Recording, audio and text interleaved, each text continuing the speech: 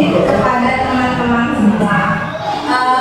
Pada kesempatan kali ini saya akan menyampaikan konsep-konsep kunci dalam budaya positif, di mana dilaksanakan di SDN Sungai Lulut 4 oleh Eke Muskusari, yaitu saya, CGP Angkatan 11. Ada kertas diberi perekat. Kertasnya kuat, dalamnya hangat. Selamat menyaksikan, wahai sahabat. Semoga kita tetap semangat. Nah, konsep-konsep kunci dalam budaya positif yaitu ada 7 yang akan saya sampaikan, yaitu perubahan paradigma belajar, disiplin positif, motivasi perilaku manusia, kebutuhan dasar manusia, keyakinan kelas, posisi kontrol, dan segitiga restitusi. Perubahan paradigma belajar. Pembelajaran dengan paradigma baru merupakan pembelajaran yang dirancang berdasarkan prinsip pembelajaran berdiferensiasi, sehingga para peserta didik kita belajar sesuai kebutuhannya, berdasarkan tahap perkembangan sesuai teori psikologi modern untuk mewujudkan profil pelajar Pancasila. Nah, kita sering salah miskonsep tentang teori kontrol ini. Yang pertama, guru mengontrol murid. Sebenarnya kita tidak bisa mengontrol murid kita jika ia tidak mau. Harus ada dorongan dari dalam diri murid itu sendiri untuk berubah. Yang kedua, miskonsepsi yang kedua, penguatan positif, efektif dan bermanfaat. Kadang-kadang kita berpikir itu, misalnya rujukan dan nasihat-nasihat, jika terlalu dalam murid biasanya akan menjadi ketergantungan dan tidak mandiri dalam mengontrol dirinya. Kemudian miskonsepsi yang ketiga, kritikan dapat membuat orang merasa bersalah dan menguatkan karakter. Kita sering mengkritik dengan maksud supaya dia merasa bersalah, berubah, karakternya kuat. Ternyata kalaupun kita harus mengeluarkan kritik, maka kritiklah secukupnya saja, dan kritikan tersebut harus membangun, bukannya membuat murid menjadi tidak percaya diri. Miskonsepsi yang ketiga yaitu orang dewasa memiliki hak untuk memaksa, karena kita memaksa murid kita. Nah, padahal setiap orang itu dapat menentukan pilihan dan haknya masing-masing sebagai manusia. Nah, sekarang saya ingin minta bantuan untuk 2 orang. Di sini kita akan bermain peran. Anggaplah A dan B. Tugas A adalah mengepalkan salah satu tangan dan membayangkan bahwa Anda menyimpan sesuatu yang sangat berharga di dalam kepalan tangan Anda dan perlu menjaganya. Kemudian tugas yang B adalah merayu, membujuk kawan ini supaya mau membuka tangannya. Sekarang saya minta bantuan kepada Ibu Emilia dan Ibu Nima untuk melakukan keadilan.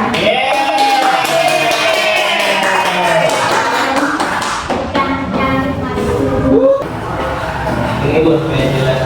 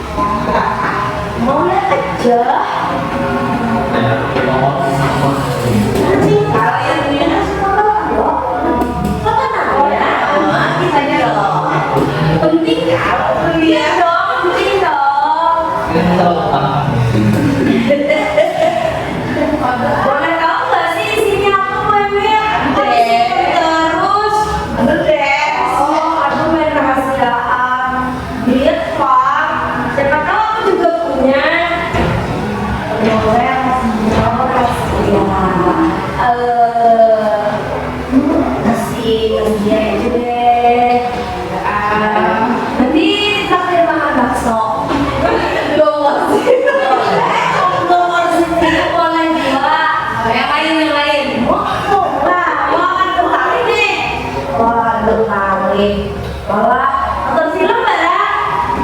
Main. Aduh, filmnya lagi rame. Itu yang bawa keranda.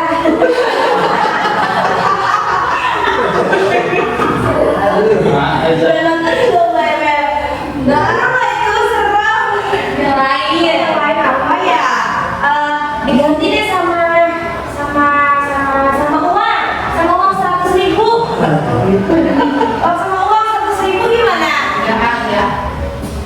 Kak, bakso nggak mau, nonton film nggak mau. Oh ya, HP. 100.000 nggak mau. Gimana ini? Ajak shopping nggak boleh. Ajak shopping. Rahasia ini. Rahasia penting banget ya itu. Apa sih sebenarnya apa itu? Penting banget. Sangat penting. Nggak boleh dengan lain yang wah, gimana ini kue Kak? Saya tidak berhasil proyeknya.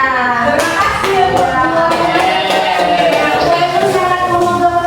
Iya, pilihannya. Nah, dari reka adegan dari dua teman kita, si A dan si B, anggap saja Ibu Nikmat dan Ibu Emil tadi, kita lihat seberapa keras pun Ibu Nikmat merayu Ibu Emil, dia tidak mau membuka genggaman tangannya. Hari gue jadi pengaruh Iya, tidak bisa dipengaruhi semua tante, walaupun tadi dikasih apa yang pertama? Dikasih bakso. tidak mau. Dikasih apa sih? Tidak mau. Nah, kira-kira dalam kejadian ini sungguhnya siapa yang memegang kendali kontrol untuk membuka dan menutup kepalan tangannya? Yuk. Emil sendiri, ya dirinya sendiri yang bisa membuka dan tidak mau membuka. Nah, bagaimana seseorang bisa berubah dari stimulus respon kepada pendekatan teori kontrol? Paradigma stimulus respon itu kebutuhan individu dipandang sama, padahal kebutuhan kita berbeda. Semua orang melihat hal yang sama, padahal setiap orang memiliki gambaran yang berbeda. Kita mencoba mengubah orang lain agar berpandangan sama dengan kita. Padahal kita berusaha seharusnya memahami pandangan orang lain tentang dunia. Terus, perilaku buruk terlihat sebagai suatu kesalahan. Sebenarnya seseorang melakukan sebuah perilaku itu pasti ada ciri-cirinya. Orang lain bisa mengontrol saya dan saya bisa mengontrol orang lain. Padahal hanya diri kita sendiri yang bisa mengontrol dan kita tidak dapat mengontrol orang lain. Pemaksaan pada saat kehidupan gagal memerlukan kolaborasi, munculnya pilihan-pilihan baru. Terus model pemikiran menang rasa. Kita berpikir menang. Ya, benar. Sekarang kita ke makna kata disiplin. Dalam budaya kita, makna kata disiplin adalah dimaknai menjadi sesuatu yang dilakukan seseorang pada orang lain untuk mendapatkan kepatuhan. Sedangkan Ki Hajar Dewantara dan Dieng Gosset mengartikan disiplin sebagai bentuk kontrol diri, yaitu belajar mengontrol diri agar dapat mencapai suatu tujuan yang mulia. Seseorang yang memiliki disiplin diri berarti mereka bertanggung jawab terhadap apa yang dilakukan, karena mereka mendasarkan tindakan mereka pada nilai-nilai kebajikan universal. Setiap pendidik, tujuan kita adalah menciptakan anak-anak yang memiliki disiplin diri sehingga mereka bisa berperilaku dengan mengacu pada nilai-nilai kebajikan universal dan memiliki motivasi intrinsik bukan ekstrinsik.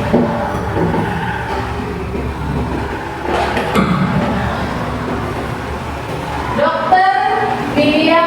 Glaser pada teori kontrol menyatakan bahwa setiap perubahan memiliki suatu tujuan, dan selanjutnya Glaser mengungkapkan bahwa dengan mengaitkan nilai-nilai kebijakan yang diyakini seseorang, maka motivasi intrinsiknya akan terbangun sehingga menggerakkan motivasi di dalam untuk dapat mencapai tujuan mulia yang diinginkan.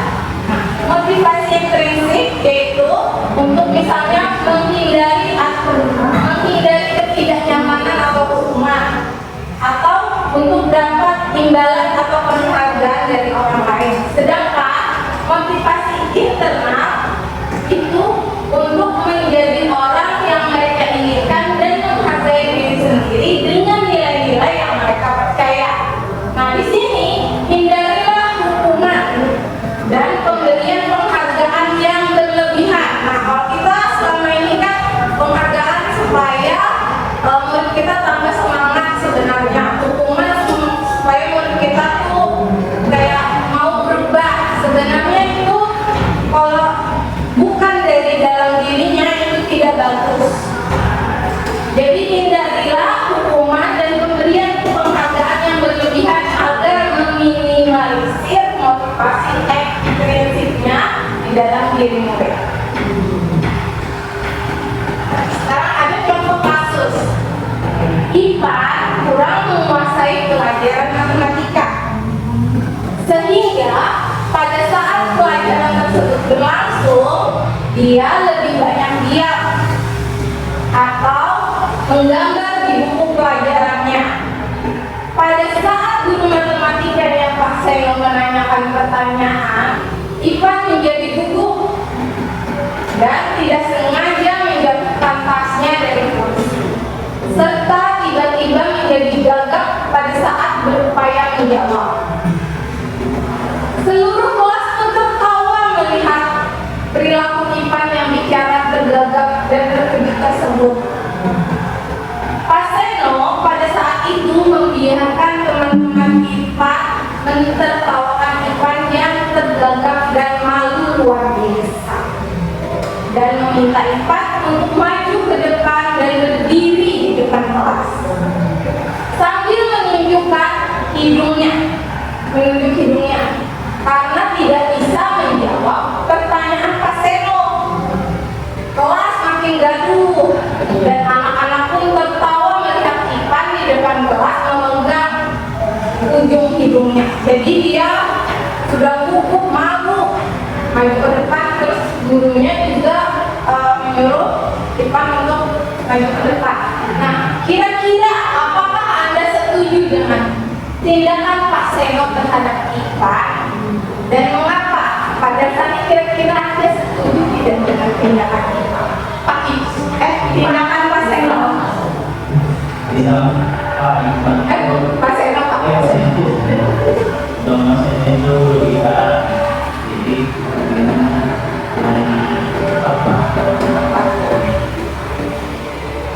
ada pendapat yang lain? Kira-kira setuju tidak dengan tindakan Pak Seno tadi yang melihat Ivan kurang memperhatikan, lalu dia sudah gugup Ivannya disuruh lagi maju ke depan menunjuk hidung? Tidak ya.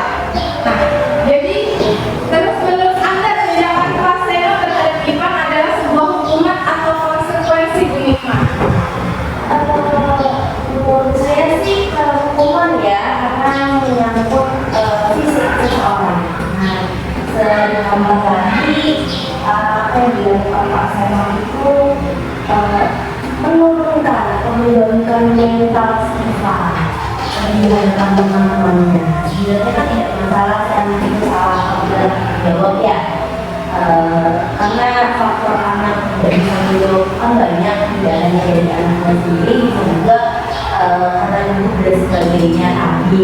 Jadi sebenarnya alasan Pak Seno untuk melakukan tindakan itu kurang tepat sih kalau menurut saya secara pribadi. Jadi saja bisa menyampaikan. Jadi tindakan Pak Seno tadi kurang tepat ya, terus dan merupakan sebuah bentuk hukuman karena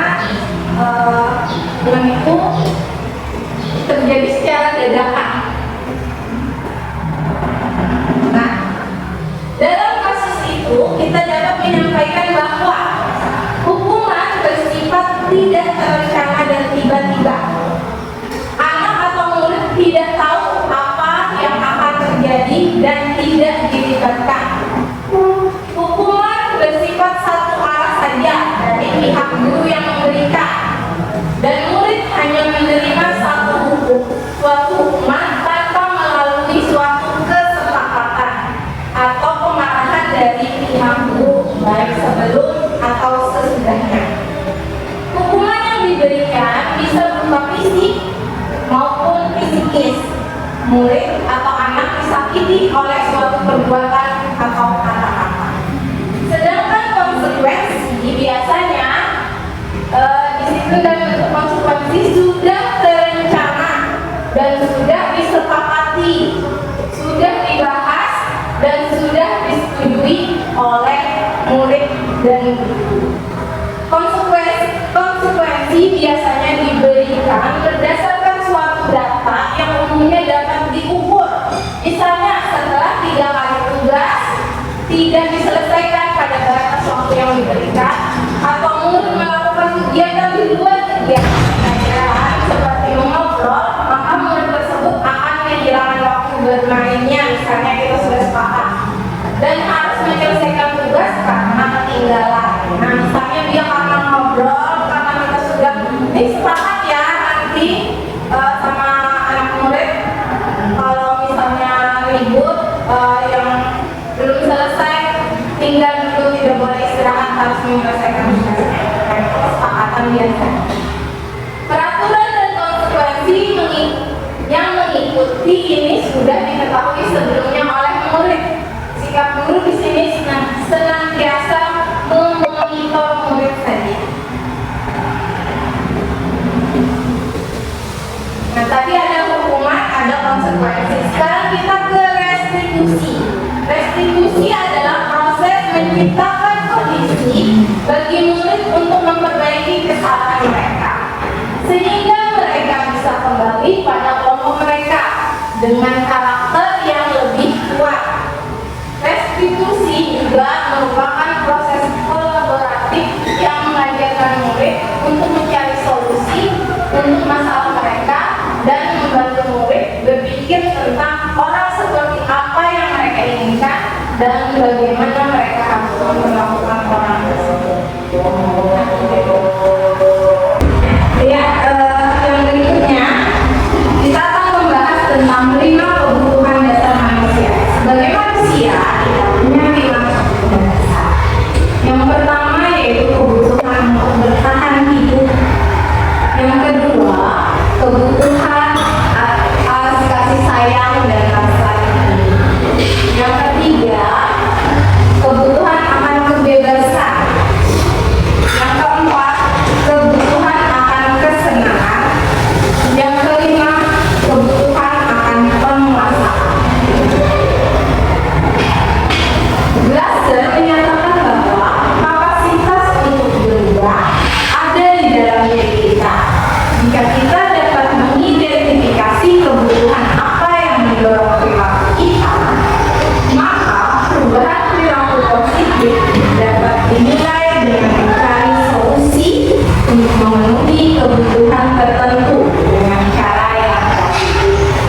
Misalnya nih, di kelas itu ada siswa kita yang sengaja membuat ulang sebentar-sebentar kuesen. Nah, itu kira-kira kita harus mencari tahu apa dulu penyebabnya.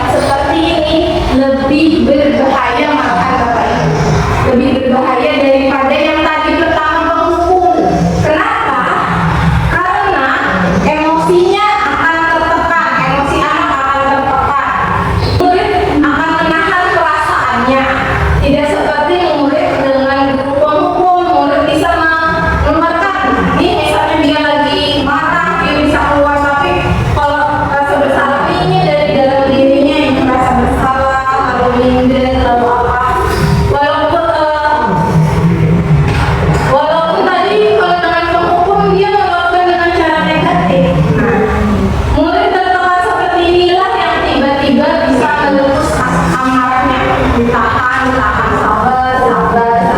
Nanti suatu saat dia akan meledak. Nah, dan bisa menyakiti dirinya sendiri. Malah bisa menyakiti dirinya sendiri. Aku nih, kayak gini aku mengecewakan banget misalnya. Nah, akhirnya dia menyakiti dirinya sendiri. Nah, posisi kontrol yang ketiga yaitu sebagai teman. Guru pada posisi ini tidak akan menyakiti muridnya.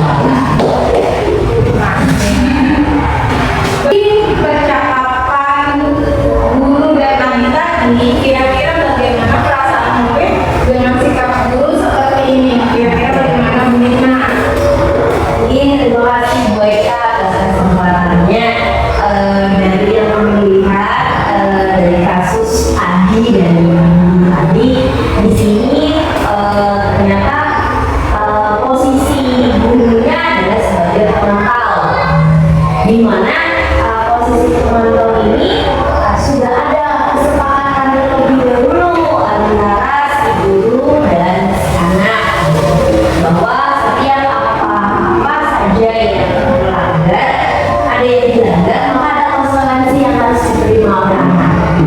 Jadi perasaan yang dimiliki anak tentunya ya dia akan menerima dengan lapang dada ya, gitu. Karena konsekuensinya saya sudah melakukan kesalahan gitu, otomatis saya harus menerima atau bertanggung jawab dengan apa yang sudah saya lakukan dan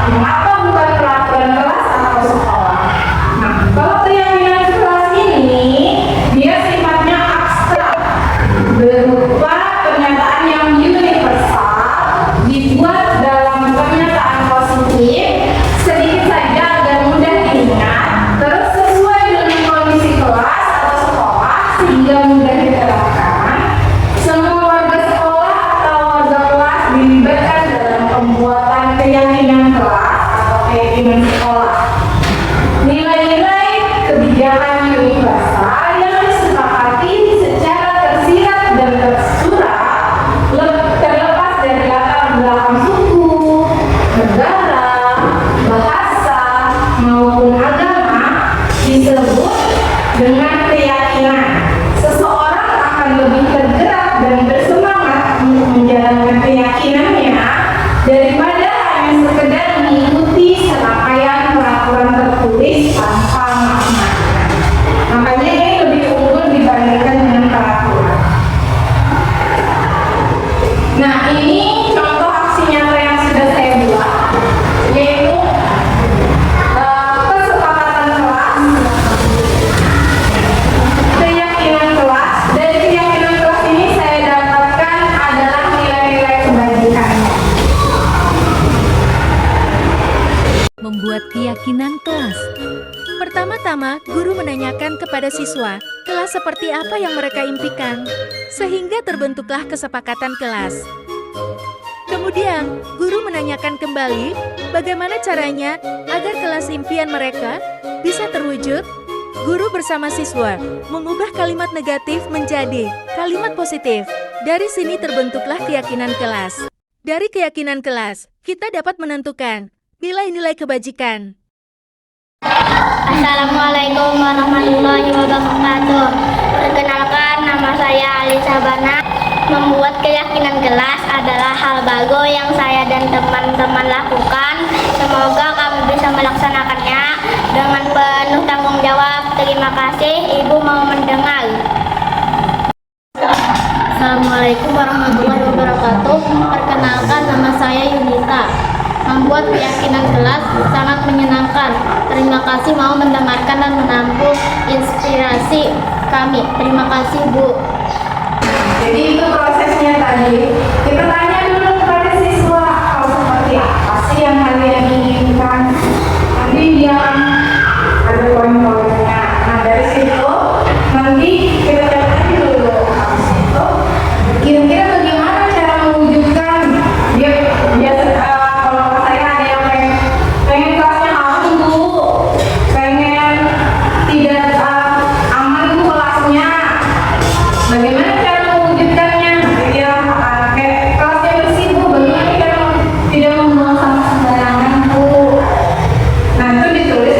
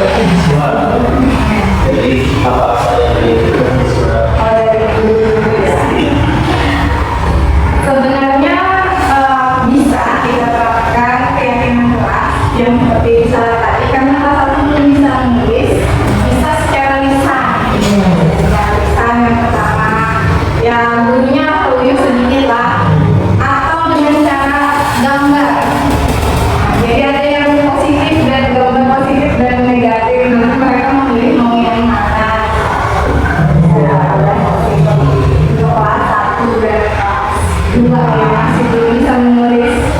Cuma tetap kita yang mengarahkannya ya. Nah, sekarang kita akan ke segitiga restitusi. Segitiga restitusi ini ada 3 tahapan Bapak Ibu. Yaitu yang pertama, menstabilkan identitas. Yang kedua, validitas tindakan yang salah. Yang ketiga, menanyakan keyakinan kelas. Nah, di sini menstabilkan identitas ini, kita semua akan melakukan hal yang terbaik yang bisa kita lakukan. Kalau validasi tindakan yang salah, semua perilaku memiliki alasan, pasti ada alasan kenapa anak berbuat itu. Menanyakan keyakinan, kita semua memiliki motivasi internal. Nah, di sini di segitiga restitusi, menstabilkan identitas. Kata-kata yang paling sering keluar adalah setiap orang pasti pernah melakukan kesalahan. Kalau anak sudah tenang dulu. Atau kalimatnya, kamu bukan satu-satunya yang pernah melakukan itu. Stabil itu dia. Kemudian validasi tindakan yang salah. Biasanya kata-katanya, kamu tentu punya alasan mengapa melakukan itu. Nah, jadi kita tanya dulu alasannya apa. Atau adakah cara yang lebih efektif untuk mendapatkan apa yang kamu butuhkan. Nah, di sini dia memvalidasi tindakan yang salah. Kemudian di sini menanyakan keyakinannya. Biasanya kata-kata yang keluar adalah keyakinan kelas apa yang harus kita sepakati. Atau kamu ingin menjadi orang yang seperti apa. Nah, itu biasanya. Nah, di sini saya sudah kemarin di tugas saya sebagai guru penggerak, saya melakukan kegiatan penerapan segitiga restitusi bersama Lutfi dan Ketia. Di sini kasusnya Lutfi adalah seorang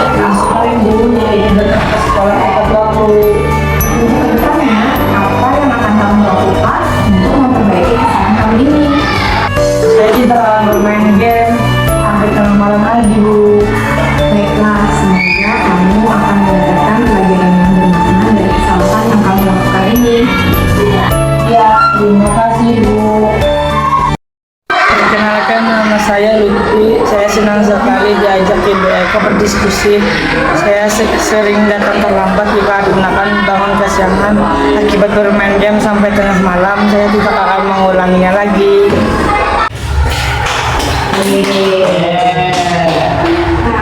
Ini kasus yang pertama. Sekarang kasus yang kedua, ia ketahuan membuka contekan pada saat tes sumatif.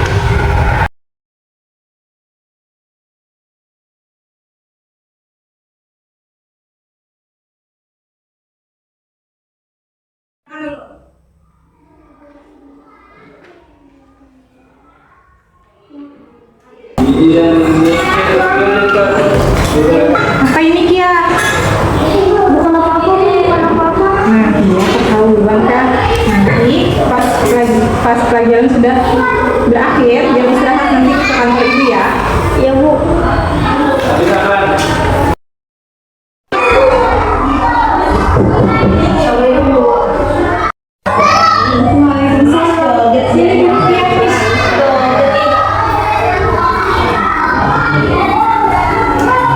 Kira-kira kamu tahu nggak kenapa ibu memanggil kamu ke sini? Tadi waktu menjaga sumatif saya Coba kamu ceritakan bagaimana kronologis kejadiannya. Iya Bu, jadi waktu itu saya membawa anak kecil ke dalam ruangan pada saat tes sumatif dan ketahuan oleh ibu.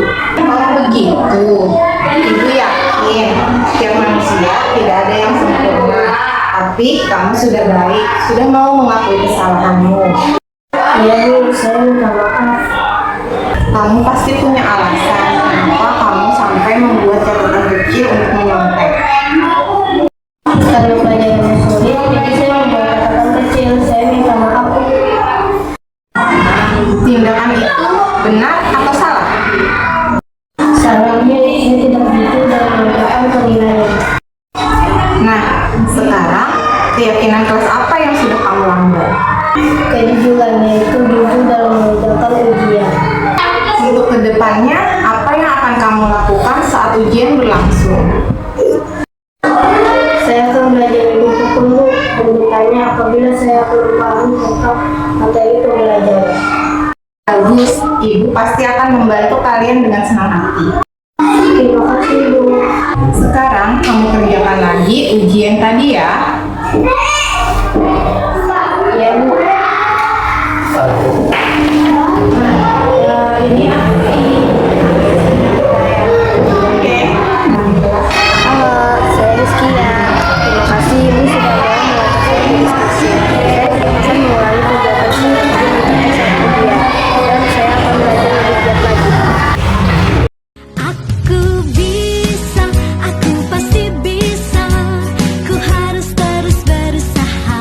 Bila ku gagal, itu tak mengapa. Setidaknya ku telah mencoba. Aku bisa, aku pasti bisa. Ku harus terus berusaha. Bila ku gagal, itu tak mengapa. Setidaknya ku telah mencoba. Jadi kira-kira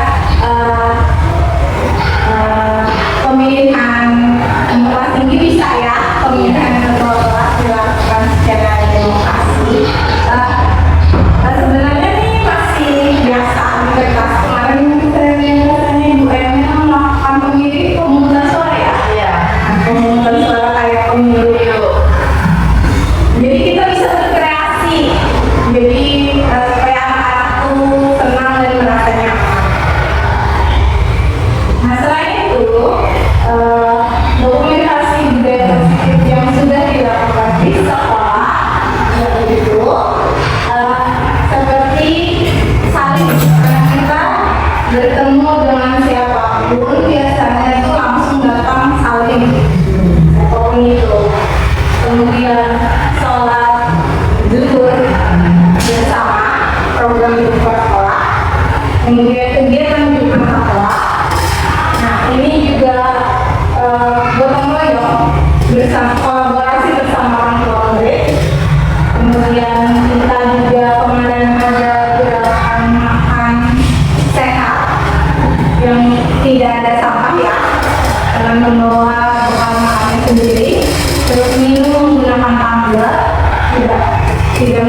tamu praktik.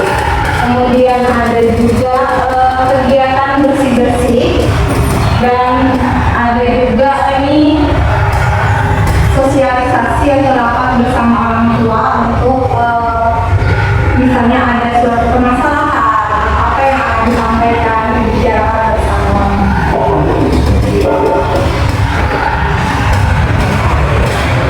Nah, kiranya itu saja yang dapat saya sampaikan. Siang-siang keluar ke kota, jangan gak ada ingat menukar alpukat. Sekian presentasi dari saya, mudahan tawa bermanfaat.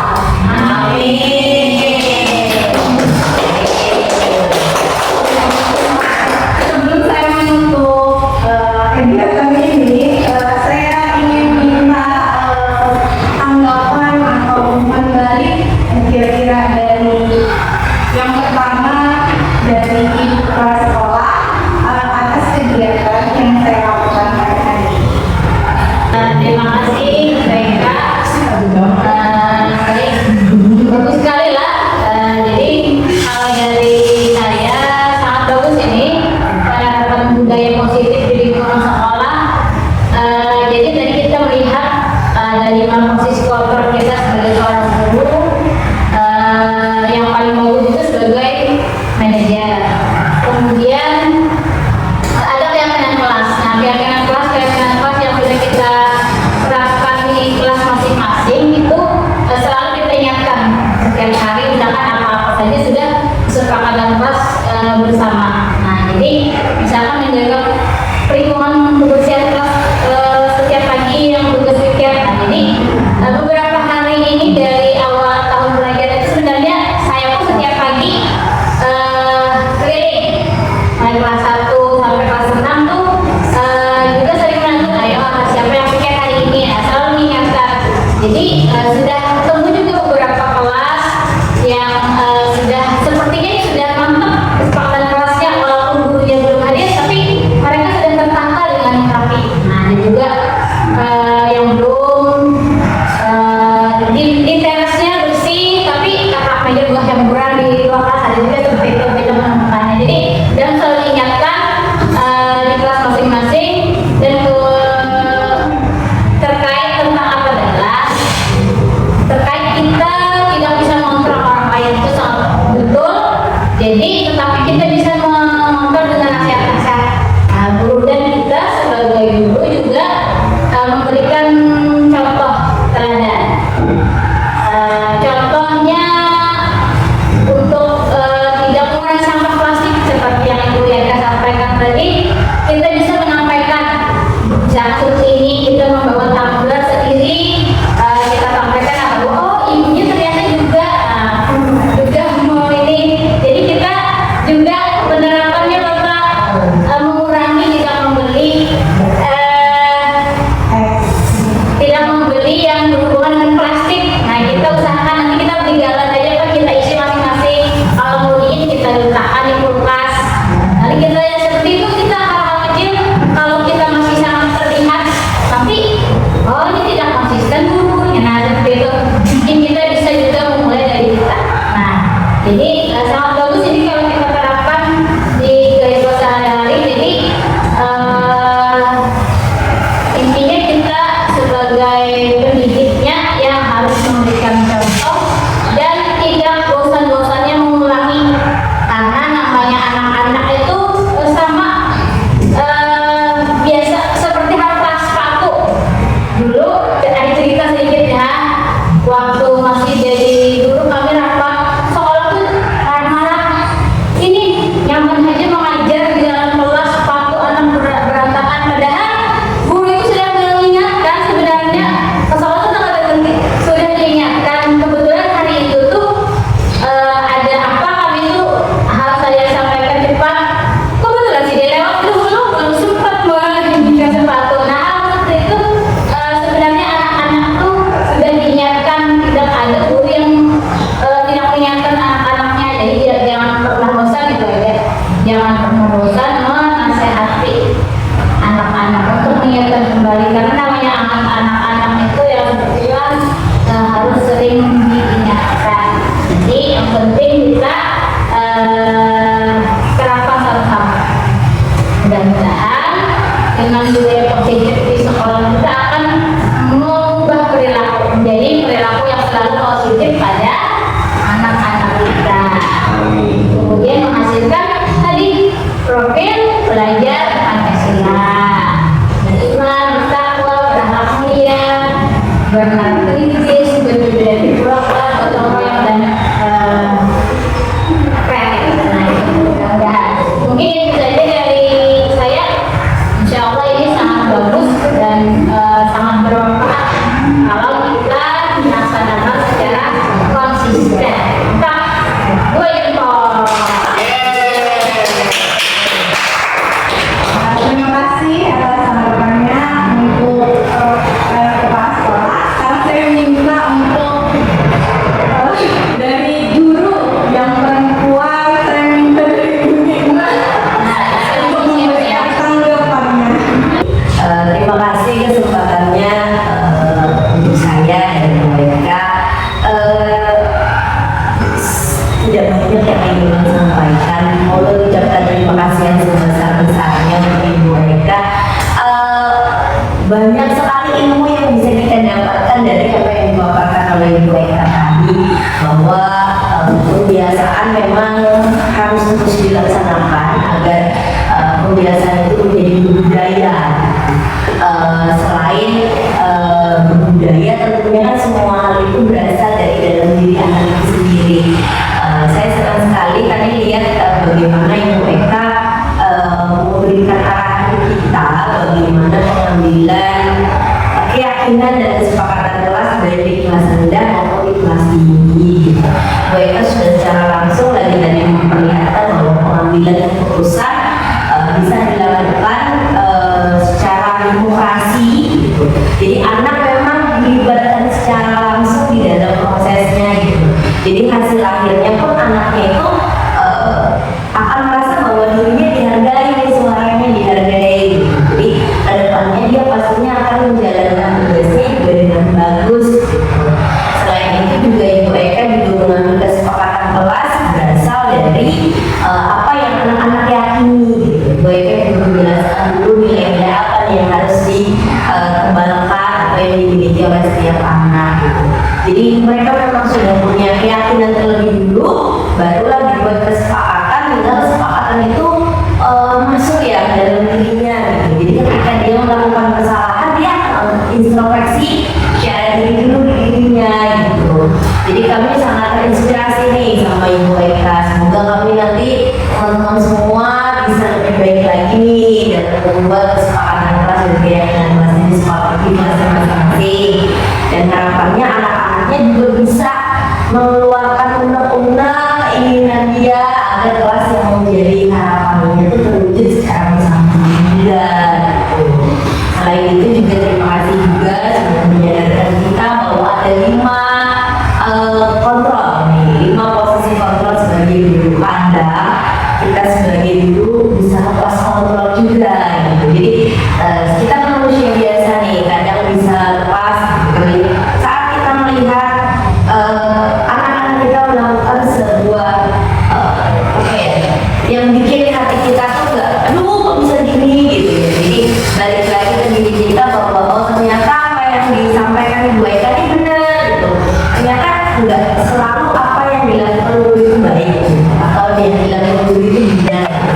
Kita juga harus bisa refleksi ke diri kita sendiri bahwa kita bisa melakukan kesalahan, belum tentu juga muridnya salah. Dan sependapat dengan Ibu Eka bahwa setiap anak itu punya alasan sendiri dalam melakukan sesuatu. Jadi semoga kita juga ke depannya bisa lebih baik lagi, lebih memahami murid lagi dari segi yang setiap kejadian itu selalu ada alasannya.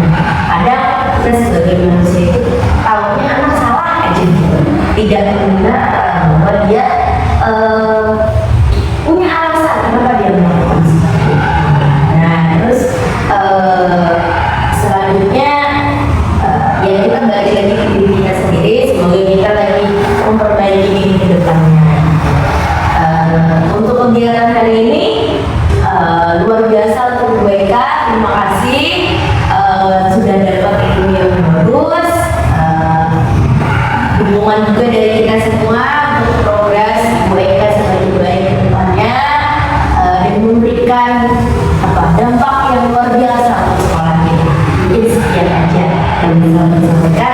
Karena tidak mohon maaf. Assalamualaikum. Kembalikan nanti. Untuk yang terakhir, saya minta tanggapan dari perwakilan bapak-bapak, yaitu Pak Sauki, untuk kegiatan kita hari ini.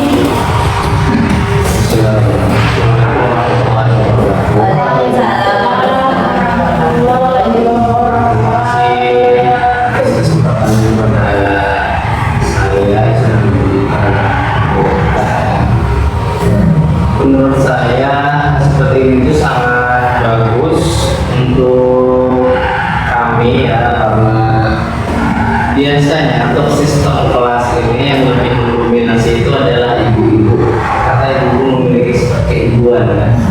Kalau kami laki-laki ini biasanya selalu ingin tampil dominan, dominasi dan sebagainya. Jadi memang kita akui seorang guru laki-laki itu mungkin akan lebih besar potensi untuk melakukan hal yang tidak diinginkan oleh mungkin lebih keras atau mungkin lebih suka menyalahkan siswa daripada diri sendiri, yaitu koreksi kan. Dan untuk hal yang sudah disampaikan menurut saya dan menurut kami itu sangat luar biasa dan patut diberi contoh. Hanya saja hal-hal seperti ini jika belum terbiasa mungkin agak lebih berat ya. Jadi kita perlu yang namanya konsistensi, komunitas dan istiqomah itu sangat penting, karena kita mengharapkan tidak hanya sebatas ilmu itu sebagai teori, tapi bisa akhir sebagai habit dan kebiasaan dari seorang Ibu Eka. Oke, sekian dari saya. Assalamualaikum warahmatullahi wabarakatuh.